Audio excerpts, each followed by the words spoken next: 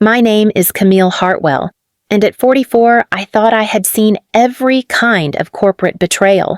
I was wrong. The auditorium on the Chicago riverfront smelled of burnt coffee and new carpet glue, the kind of scent that made quarterly all hands feel both sterile and suffocating. I stood among my colleagues, arms folded, waiting for the usual parade of charts and slogans. Instead, Kinsey, the CEO's daughter, all pastel blazers and Instagram poise, walked to the center stage. Her voice was syrupy, rehearsed. Camille has been a valued member of the Viron family, she began, eyes glittering under the LED lights. Then she smiled, the kind of smile that cuts deeper than any knife. But due to performance misalignment, we've decided to part ways. I didn't move. Not when she reached into one of the company's ridiculous culture crates and pulled out a hoodie with my name scrawled on the tag in Sharpie. Not when she held out a $50 gift card to a juice bar that doesn't even exist in my zip code. And not even when she leaned closer to the microphone, let her voice sharpen, and said, "You'll never work again." The room froze. 40 pairs of eyes darted anywhere but toward me. A sales manager tugged at his collar. The interns stared at their phones. HR shifted in their seats, but said nothing. My bonus, my reviews, my years of building the operational backbone reduced to a prop in her little theater of humiliation. I could have shouted. I could have argued. Instead, I smiled. Fury is for amateurs, and I was a professional. I walked to the stage, took the hoodie and card as if they were radioactive, and said evenly, "Thanks for the memories." My voice didn't shake. That mattered more than anything. As I left, the air seemed thinner, filled with the faint trace of vanilla air freshener trying to cover rot. My heels clicked against the polished floor, steady, deliberate. I didn't slam the door. That would have given her exactly what she wanted. Outside, the Chicago sky was bright and mocking. I gripped the hoodie in one hand, the useless card in the other, and headed for the parking garage. HR hadn't given me a single document, no termination packet, no signature forms. Nothing but silence. That's when I realized in their eagerness to erase me. They had made a mistake. I sat in my car. The hoodie dumped on the passenger seat like a taunt I couldn't throw away yet. The steering wheel was cool beneath my palms, grounding me against the rush of humiliation that still clung to my skin. I closed my eyes and forced myself to breathe, slow and measured, the way I used to before investor presentations. Then I noticed what wasn't there. No envelope, no packet, no stack of documents asking me to confirm I'd been fairly dismissed. HR hadn't shoved a single form across a desk, hadn't made me sign the usual boilerplate, the non-disparagement clause, the NDA reminder, the performance review acknowledgement. Nothing. Just a $50 card and a hoodie, like my years of work had ended in a raffle prize. The realization landed with a heavy, electric clarity. I'd been fired improperly. Illinois isn't a worker's paradise, but even here, terminations are supposed to follow procedure, especially at a startup courting investors. You don't let a senior operations architect walk out without signatures. You don't leave gaps in the paper trail. Unless, of course, someone wanted it fast, public, and personal. I replayed Kinsey's words.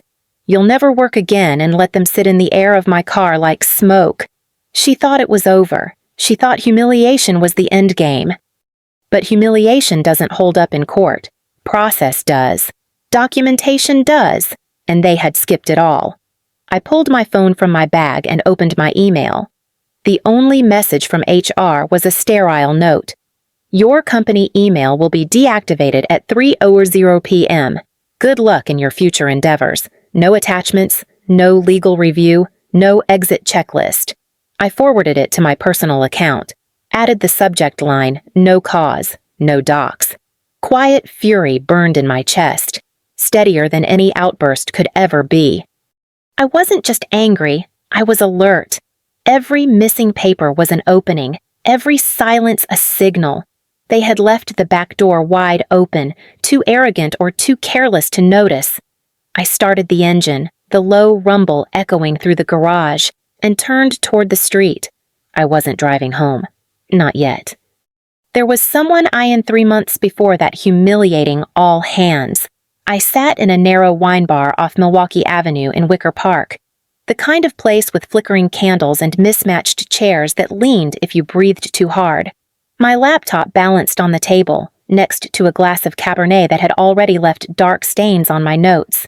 Across from me was Shelley Vaughn, my attorney and the only person I trusted with secrets that could topple companies. Shelley was 42, sharp-eyed, and had a way of wearing pearls that looked less like jewelry and more like a weapon.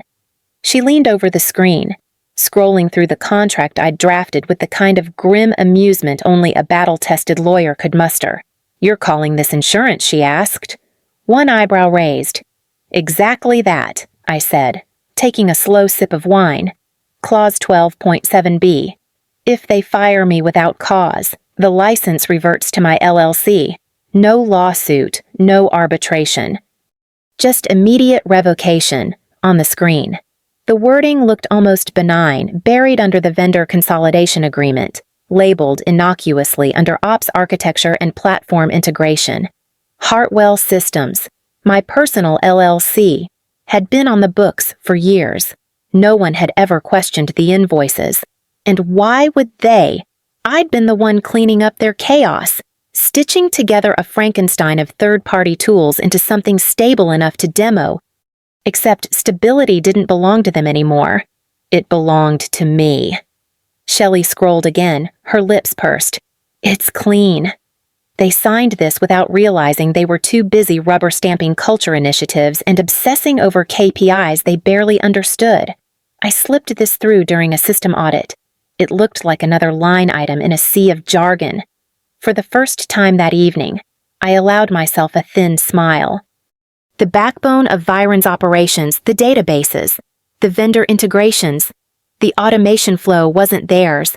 It was mine, licensed through Hartwell Systems, and if they ever made the mistake of cutting me loose without formal documentation, the license would self-destruct like a tripwire. Shelley raised her glass. "You've just built yourself a detonator. Careful when you use it." "I'm not planning to," I said, though the words felt heavier than I intended. "I just want protection." We clinked glasses, the sound sharp in the dim room. Protection? Insurance? A quiet clause with the power to topple an empire if they ever forgot who really built its spine. Kenzie didn't swing an axe. She used erasers. It began with little omissions, small enough to look like mistakes. My monthly ops reports, usually pinned to the leadership agenda, vanished from the shared Slack channel. The first time, I re-uploaded and got a smiley face reaction from her account. The second time, she accidentally archived the thread. By the third, my files weren't even being requested. Budget approvals I had managed for years were suddenly rerouted to her newly formed culture committees. On paper, it sounded harmless collaborative decision-making. In practice, it meant her yoga friends and sorority sisters were signing off on infrastructure purchases.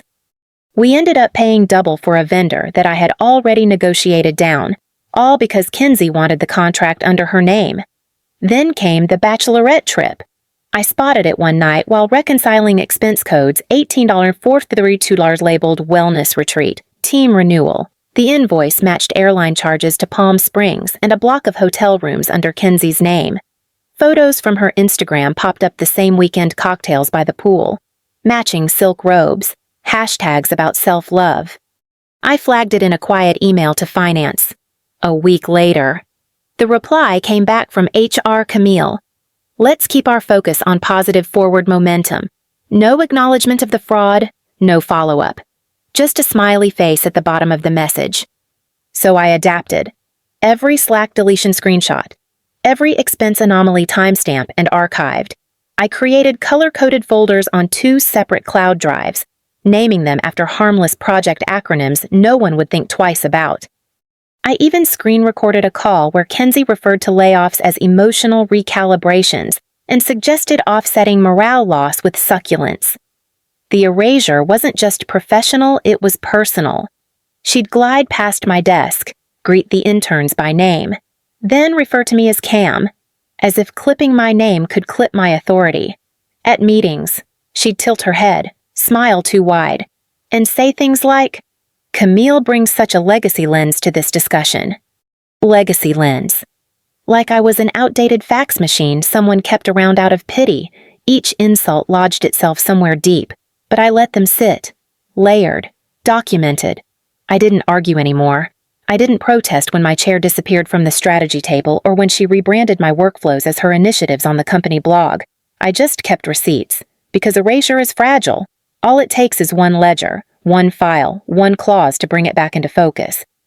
The night after the firing, my apartment felt heavier than usual, as if the walls knew what had happened. I dropped the hoodie on a chair, unopened, and sat at my desk. The glow of my personal laptop was the only light in the room. I started with the folders. Every screenshot, every timestamp, every audit trail I'd collected went into an encrypted archive. 2 backups, one to a secure cloud account registered under Hartwell Systems, the other onto a flash drive I labeled with nothing but a crooked strip of masking tape. I sealed a manila envelope with the printout of Kenzie's wellness retreat invoice and a copy of the budget reallocations, then slid it into a padded mailer. Shelley would have it by morning. The motions were mechanical, but my chest ached as I worked. Not for myself, I'd seen enough power games to know how to survive, but for the people I was leaving behind. The interns who asked me to check their project timelines. The junior PM who once whispered, "Does this roadmap make sense?" and exhaled in relief when I told her it did. Would my silence betray them? The question lingered like smoke as I tied the flash drive into a scarf and tucked it into the back of my closet. I stood in my kitchen, restless, and pulled out the sourdough starter I'd been nursing for months. The rhythm of measuring flour, kneading dough, watching it rise, those small, steady rituals gave me something to hold on to. At dawn, I jogged along the Lake Michigan path, the water gray and restless in the wind. My feet pounded out a cadence I could trust, step, breath, step, breath. The city behind me was still sleeping, the skyline a jagged outline against the clouds. With every mile, the shame of that all-hands humiliation loosened its grip. By the time I turned back, I wasn't thinking about the sneers or the hoodie. I was thinking about leverage. If they reversed course, if someone in leadership realized the magnitude of their mistake and called me back, maybe there'd be room for repair. But if not, if they clung to Kenzie's theater of power, then Clause 12.7b would not just sit in a file, it would ignite. I'd given them years of stability. Now I had given myself armor. 2 weeks after I walked out with the hoodie and the card, Viron stepped into the spotlight they'd been chasing for months. Monolith Capital had opened the books for Series B due diligence. $50 million hung in the balance, and for the first time since my firing, I didn't need to imagine cracks, I could see them. It started with the vendors. Our logistics partner in Ohio sent 3 escalation emails in 1 week, deliveries missed. Penalties stacking. I'd built that relationship myself. Hours spent smoothing over their scheduler with Girl Scout cookies and patient explanations of why our timelines slipped. Without me, nobody knew how to navigate the quirks, the hidden agreements that kept things moving. The SLA penalties ticked upward, red numbers flashing on dashboards no one knew how to interpret. Then came the customers, a Midwest manufacturing client, responsible for nearly 10% of revenue, sent a blistering email to the board. Integrations were failing, orders duplicating. Their warning was blunt, fix it, or we walk. I pictured the panic in the glass offices, the interns scrambling to draft apologies, and Kenzie pasting buzzwords into her replies. The auditors were sharper. They traced expense codes and found what I had already tucked into my folders months earlier. Unexplained Venmo transfers labeled Event Coordination and Employee Enrichment. Nearly $19,000 gone to accounts that tied back to Kenzie's circle. This time, it wasn't just my word, it was black and white in the audit log. One evening, as I stirred soup in my kitchen, my phone buzzed with an unfamiliar number. I let it ring twice before answering. Ms. Hartwell, this is Alan Brewster, outside counsel for Viren. His voice was tight, the kind of tone that comes from too much caffeine and too little sleep. I was hoping you might be open to some informal guidance. Nothing official. Of course, just a few gaps the team is struggling with. I let the silence stretch. He cleared his throat. Hurried on. We're in final prep for the monolith pitch. Certain operational items, well, they're unclear without your input. I could almost hear the sweat on his collar. Alan, I said evenly, I'm not available for informal anything. He faltered. I understand. Just thought I'd try. When I hung up, the apartment was quiet again, the soup still simmering. They had pulled the thread, and the whole fabric was unraveling, and I hadn't lifted a finger. The next morning, I cleared my dining table and spread out the documents. The apartment was quiet except for the hum of the refrigerator. In front of me sat one sheet of paper on crisp. Weighted stock clause 12.7b. Activation notice. My company's letterhead at the top, Hartwell Systems, LLC. The language was cold, precise. Due to termination without cause, review, or documented process. This notice serves as revocation of licensing rights effective immediately. I read it twice, then a third time. The words didn't tremble. I thought of the interns, the ones who'd left notes on my desk thanking me for explaining systems no one else would slow down to teach. I thought of the junior project manager who once whispered, "Thank you for making me feel like I belong here." If this letter went through, they'd be caught in the fallout. It wasn't their fault Kenzie wanted me erased. For a moment, I almost folded the paper back into its envelope and shoved it into a drawer. I almost chose silence again, the kind that keeps the peace but kills the truth. But peace was already gone. Kenzie had stripped that from me the moment she stood on stage with her smug little gift card and declared I'd never work again, and peace was gone for the company, too. Investors didn't pay for slogans, they paid for stability, and stability had always been mine to give or to take back. I slid the letter into a certified envelope, sealed it, and signed my name across the flap. Then I placed it in a courier bag along with 7 more copies, each addressed to a board member, at the notary office on LaSalle Street. My hand barely shook as I signed. The notary, a middle-aged man in a gray suit, stamped the page without looking twice. To him, it was another signature in a long line of signatures. To me, it was a match pressed against dry kindling when I handed the stack to the courier service. My breath caught a soft click as the bag closed, and it was gone already, moving toward the glass towers that had tried to erase me. There was no turning back now. The boardroom perched 27 floors above Millennium Park, all glass and gloss, the kind of place meant to impress investors with views instead of numbers. I sat at the back, unseen by most, a quiet observer in a suit that blended into the gray walls. Kenzie stood at the head of the table, clicker in hand, her cream blazer crisp, her hair styled within an inch of perfection. Her slides glowed across the wall culture-forward architecture.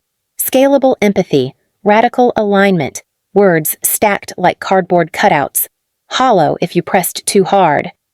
The investors from Monolith Capital flipped politely through their packets. But Gregory Watts, their lead partner, didn't look at the slides. He opened a folder with the deliberation of a surgeon. First page, my termination memo, stamped with the company's seal. He read it silently, his brow tightening by degrees. Kenzie kept talking, her voice bright but brittle. Our culture is our moat, and through strategic partnerships, we'll triple ARR in the next 18 months. Gregory lifted a hand. The room froze. This document, he said, holding up the memo, states that Camille Hartwell was terminated for cultural misalignment. His eyes flicked toward me briefly, then back to the board. Was this reviewed by council? The CEO shifted, his forehead slick. It was a leadership decision. Gregory turned to the second page, Clause 12.7b. The language plain, signed, notarized. His voice never rose. but every word carried weight. This clause revokes all licensing rights upon termination without documented cause, effective immediately. He let the silence stretch. You terminated your license? You no longer own your back end. The CFO made a strangled sound. Half cough, half gag. A board member swore under his breath. Kenzie's smile cracked, her knuckles white against the edge of the table. Gregory slid both pages back across the polished wood as if returning something already broken. His tone was almost gentle. Congratulations. You just lost your company. The only sound left was the faint hum of the projector, still flashing buzzwords on the wall. The room stayed silent as Gregory gathered his papers. I didn't linger to watch the board unravel further. Their panic wasn't mine to carry anymore. I rose quietly, slipping out while the projector still cycled through Kenzie's buzzwords, words that now meant nothing. In the hallway, the air was cool and bright, a stark contrast to the suffocating tension inside. My heels clicked against the marble as I passed the catering table. There, folded neatly on a chair, was the hoodie I had carried with me like an unwanted relic. I picked it up, held it for a moment, then dropped it into the nearest trash bin. The fabric made a muffled thud, swallowed whole. That chapter was over. I walked toward the elevator, shoulders lighter than they'd felt in months. No dramatics, no turning back for one last glance. The doors closed with a soft chime, carrying me down from their empire of glass and arrogance. By the time I stepped onto the street, the city's noise had reclaimed me, horns blaring, tourists laughing, the rumble of the L in the distance. I pulled out my phone, half expecting silence. Instead, at the top of my inbox was a new message. Subject acquisition. Your terms. I stopped on the sidewalk, letting the words settle. Not an apology. Not pity. Recognition. They had tried to erase me with a gift card and a staged smile, and instead they had handed me the keys to define my own future. The wind off Lake Michigan whipped at my coat, but inside I felt steady, anchored. I hadn't screamed when they fired me. I hadn't begged when they tried to humiliate me. I had done what I always did, built systems, protected them, and trusted the architecture to hold. For years, I had carried their weight on my back. Today, I set it down. What remained wasn't vengeance, but something sharper, cleaner. My work, my worth, my voice. I slipped the phone into my pocket and kept walking, the city stretching wide ahead of me.